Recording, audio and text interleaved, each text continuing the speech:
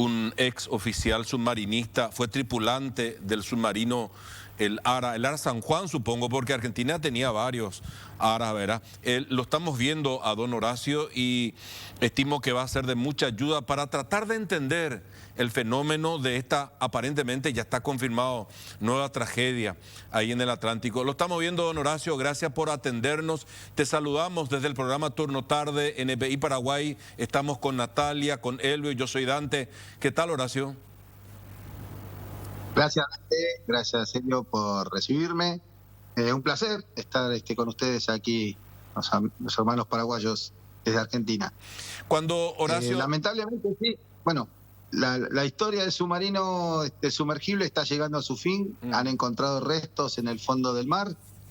Y estos restos demuestran que el submarino o sumergible experimental, porque hay que decirlo así, experimental, no soportó la presión del mar a esas profundidades. Es decir, que si lo ha hecho en otras oportunidades y en esta no lo logró, es porque en cada una de las bajadas fue sufriendo un daño que en este caso su resistencia mecánica no soportó ni siquiera la profundidad de donde estaba el Titanic, porque a esa profundidad ya había pasado a colapsar. Creo que Así que... Disculpen, pero me estaba entrando otra llamada telefónica. Entiendo. Vos sabés que es muy importante lo que estás comentando. Nosotros comentábamos eso antes de la charla, Horacio.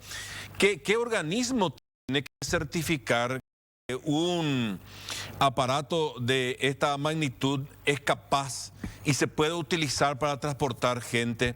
O uno puede usarlo experimentalmente y hasta ofrecerlo comercialmente para hacer viajes sin que una entidad de alguna manera pueda certificar si vale o no, Horacio. Sí, mira, la verdad es que en Estados Unidos desconozco quién es la autoridad pertinente, si es la Coast Guard, si es la Marina de los Estados Unidos o algún ente estatal que se tiene que dedicar a certificar las capacidades de un sumergible, como en este caso, y la capacidad de hacer turismo con esto. Bueno, discúlpenme, pero constante la llamada telefónica de todos lados. Perdón por la desprolijidad. No, tranquilo. Entonces, sinceramente que no es, la verdad que no es serio lo que han hecho. Y después nosotros de haber sufrido lo que pasó con el submarino San Juan en Argentina, veo que realmente es súper profesional la Armada Argentina al lado de esto que acaba de ocurrir. Hay cosas básicas de supervivencia, para dar una señal de SOS que esta nave no tenía. Y además con los antecedentes, es como la cuarta o quinta excursión que se hace y en todas ellas se les había cortado la comunicación o habían tenido problemas o fallas y siguieron insistiendo con terceros. Si ellos lo quieren hacer como experimento y exponer sus propias vidas, me parece fantástico. Si lo quieren hacer, es una decisión personal. Pero vender un boleto con fines comerciales, con algo que no está debidamente probado ni aprobado. Involucrar a empresas como la NASA o como Boeing, donde seguramente hicieron algunos ensayos, pero no del casco. Cabe recordar que uno de los ingenieros técnicos de este proyecto renunció porque no estaba de acuerdo en la manera que se testeaban las partes de este mini submarino, de este mini sumergible, y por esa razón tuvo un juicio, porque la empresa lo contraenjuiciaba a este ingeniero porque se llevaba consigo conocimientos confidenciales, según la empresa. Y el ingeniero les hacía juicio porque tenía una persecución por este tema. Él solamente advirtió que el proyecto no era serio y se retiró. Y a partir de ahí comenzaron sus problemas, digamos. O sea, la verdad que no, es muy desprolijo este tema y me extraña de mucha gente que ha bajado a ver el Titanic, que seguramente debe ser apasionante tomar esas imágenes, pero con una cuota de riesgo tan alta que yo creo que nadie lo consideró. Horacio, vos sabés que en estos días, charlando acá en el piso, mencionaba precisamente eso. ¿Cómo puede ser que se les pierda Entiendo que pueda tener inconvenientes, pero que no tenga un elemento que lo ayude a ubicar rápidamente en caso de una emergencia. Acabas de mencionar una frase, algo así como una señal SOS. Entiendo que a ese tipo de dispositivos estamos hablando de que si pasa algo, desde la superficie lo puedan ubicar rápidamente. ¿O cómo es? Todos los submarinos o equipos que se sumergen tienen consigo, que llevan tripulación obviamente, tienen consigo una sonoboya que cuando ante la mínima problema o duda o posibilidad de no salir a superficie, solamente con tirar de una manija se libera una boya que flota y que va a la superficie. Directamente sale a superficie y cuando llega a superficie comienza a titilar una luz destellante y a transmitir una señal a cualquier satélite y dar la posición de la persona que está en esas condiciones. Lo tiene hasta inclusive una aeronave que pueda caer al mar. Entre todas las cosas que tiene es largar una sonoboya en el momento que se va abajo del agua. Este mini sumergible no tenía la posibilidad de que los tripulantes pudieran abrir desde adentro, o sea que sí o sí esto era un sarcófago preparado para subir, bajar, perdón, y luego subir con total impunidad, pensando que siempre lo iban a lograr. Y siempre ocurren cosas, y más en un medio como el mar, a esa profundidad, donde el ser humano no está capacitado para andar en esos lugares. Y este casco de titanio y fibra de carbono, que ellos demostraban que era la alta tecnología, la super tecnología del futuro, ha demostrado que no supera de ninguna manera a la resiliencia que tiene el acero aliado. Aunque no llega a esas profundidades el acero aliado, ellos sí han logrado bajar, por lo menos algunas veces, pero evidentemente los daños que le van causando cada compresión que le genera el mar cuando llegaron a esas presiones, no lo han tenido en cuenta, no lo han medido o no pensaron que esto es eterno, y en realidad no es eterno. Los cascos, como el fuselaje de los aviones, tienen tantas horas de funcionamiento, si no hay que inspeccionarlo punto por punto en todas partes, porque donde pierda la forma circular, automáticamente se abolla y se implota, como pasó en este caso, que es la presión del mar, aplasta, porque ya, digamos, la estructura, como si fueran las costillas de nuestro tórax, ya no soportan más la presión externa y se quiebran para adentro en un momento y colapsan. En ese caso, ahí ya no hay manera de solucionar, no es que se abolla un poquito, directamente se aplasta.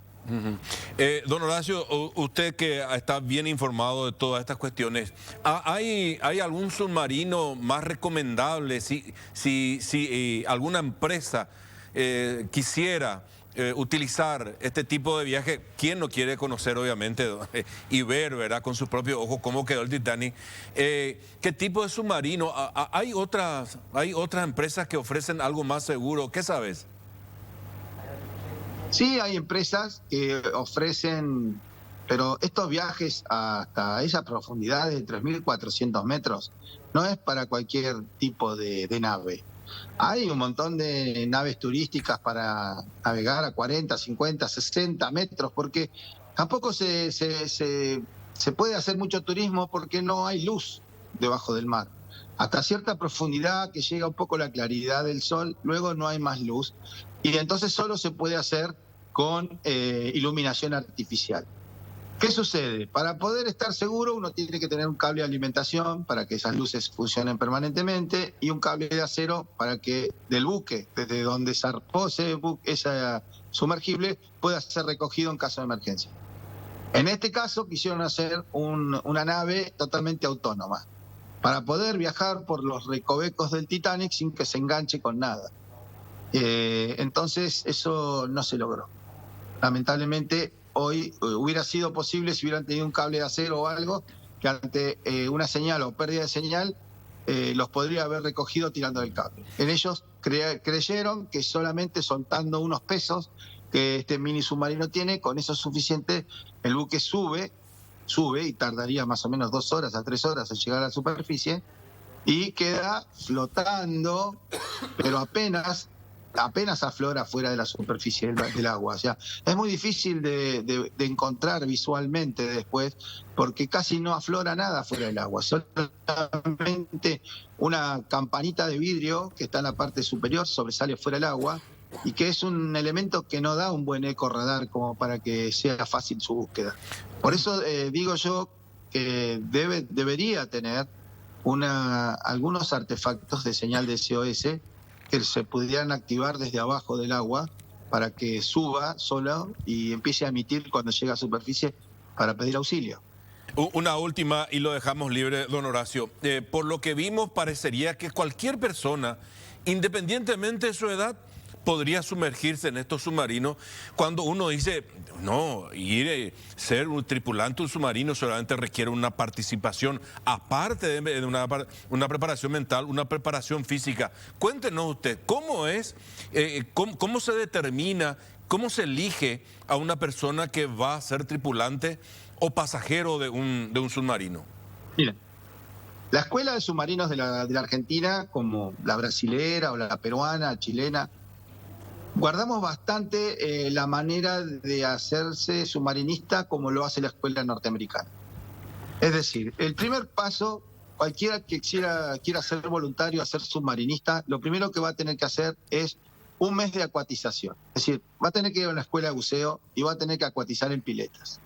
En esas piletas, lo primero que van a estar viendo los buzos, instructores, es la capacidad que usted tiene para saber nadar, contener el aire, hacer apnea, etc. Eso no le va a salvar la vida nunca dentro de un submarino. Simplemente lo están testeando desde el punto de vista psicológico. Luego va a tener que pasar por unas piletas donde hay compuertas internas y haciendo apnea, porque primero le van a enseñar a tomar aire de una manguera.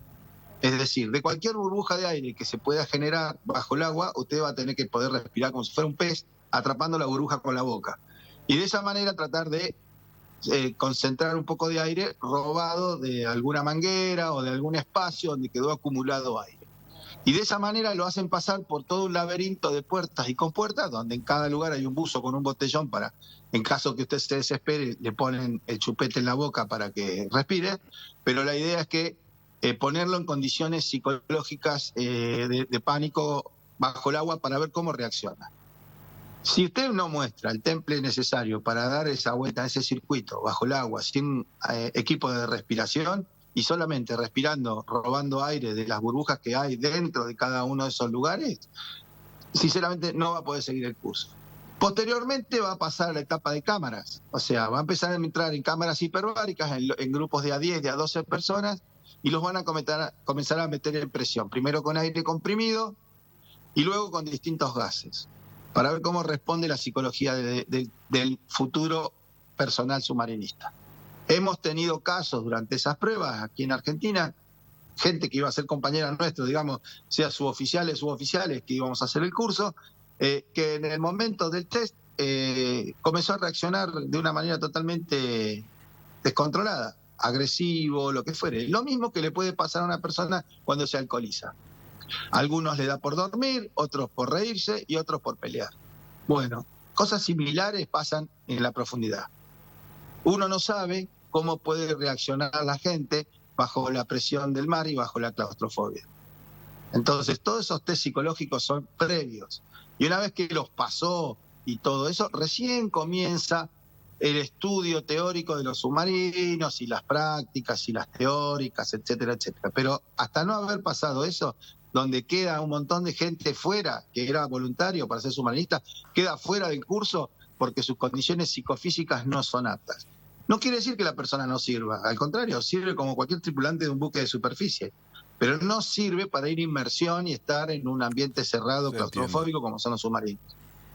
Don Horacio, aprendimos muchísimo con usted, pero también nos damos cuenta que hay un mundo que desconocemos, al menos aquí en Paraguay. Le envío un gran saludo y apreciamos muchísimo su colaboración y esta charla. Que tenga buena tarde, don Horacio. Muchas gracias, gracias por la invitación. Horacio Tobías fue, imagínense, fue tripulante del Ara San Juan, tenía un cargo jerárquico incluso ahí, y nos dimos cuenta, a medida que hablamos, cuánta irresponsabilidad.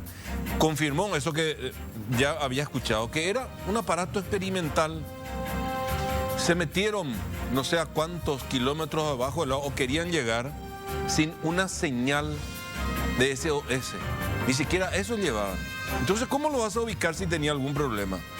Y, en fin, montones de cosas. Esto último, o sea, no es que cualquiera nomás es submarinista. Sin embargo, ellos decían, tenés $250.000, vení, subite, te llevamos. Bah, tanta. Y lo que decía él, está bien, fantástico, si vos querés meterte, por lo visto a lo mejor estaba escrito eso en el contrato, queda todo bajo tu responsabilidad, firmame acá, nosotros no nos hacemos cargo. Se hicieron de goma, como se dice. Bueno.